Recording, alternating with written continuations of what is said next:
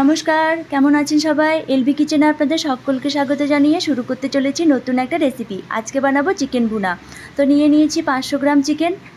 এর মধ্যে দিয়ে দিচ্ছি হাফ চামচ লবণ, তার সাথে সাথে দিয়ে দেবো 2 চামচ আদা ও রসুন বাটা। এরপর দিয়ে দিচ্ছি একটা লেবুর রস। এখন এগুলিকে ভালোভাবে মিশিয়ে নেব। ভালোভাবে মেশানো হয়ে গেলে আধ ঘন্টার জন্য রেস্টে রেখে দেবো। এদিকে কড়াইয়ে 1 কাপ সর্ষের তেল গরম করতে দিয়ে দিলাম। হালকা তেল গরম হয়ে গেলে দিয়ে দেবো একটা তেজপাতা, 2টো শুকনো লঙ্কা আর দিয়ে দিলাম 2টো কাঁচা লঙ্কা চিরিয়ে। সাথে সাথে দিয়ে দেবো একটা বড় সাইজের দারচিনি, তারপর দিলাম 2টো ফাটিয়ে রাখা এলাচ আর দিলাম 7টা গোটা গোলমরিচ আর দিলাম হাফ চামচ গোটা জিরে। তার সাথে দিয়ে দেবো 6টা কুচিয়ে রাখা বড় সাইজের পেঁয়াজ। পেঁয়াজগুলিকে বেশ লাল লাল করে ভেজে নেব। ভালোভাবে ভাজা হয়ে গেলে দিয়ে দেবো 2 চামচ আদা ও রসুন বাটা। এরপর দিয়ে দিচ্ছি আগে থেকে গ্রেট করে রাখা 2টো বড় সাইজের টমেটো। তারপর দিয়ে দিচ্ছি ম্যারিনেট করে রাখা চিকেনগুলি দিয়ে 10 মিনিট মতো ভালো করে নাড়াচাড়া করে নেব।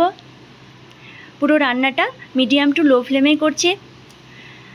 10 মিনিট মতো কষানো হয়ে গেলে দিয়ে দেবো 1 চামচ হলুদ গুঁড়ো, সাথে দেবো হাফ চামচ লবণ, তার সাথে সাথে দিয়ে দেবো 3 চামচ ধনে গুঁড়ো আর দেবো 1 চামচ কাশ্মীরি লঙ্কার গুঁড়ো।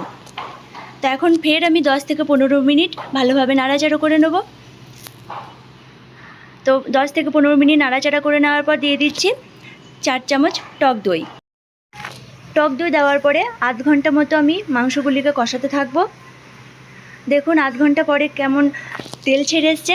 তো এখন এইরকম অবস্থায় আমি অল্প পরিমাণে জল দিয়ে দিলাম। জল দেওয়া হয়ে গেলে এবার আমি একটা থালা ঢেকে দেবো। থালাটা ঢাকার পরে 10 মিনিটের জন্য আমি অপেক্ষা করব। 10 মিনিট হয়ে গেছে, থালাটা খুলে নেব। তো দেখুন জল মাংস থেকে অনেকটা শুকিয়ে গেছে। তো এখন আমি এই মতো অবস্থায় দিয়ে দেবো আগে থেকে কুচিয়ে রাখা বেশ কিছুটা ধনেপাতা। তার সাথে সাথে দিয়ে দেবো 1 চামচ কসুরি মেথি। এরপর দিয়ে দিচ্ছি 1 চামচ গরম মশলা। তো এখন এগুলিকে ভালোভাবে মিশিয়ে নিলে রেডি হয়ে গেল চিকেন ভুনা।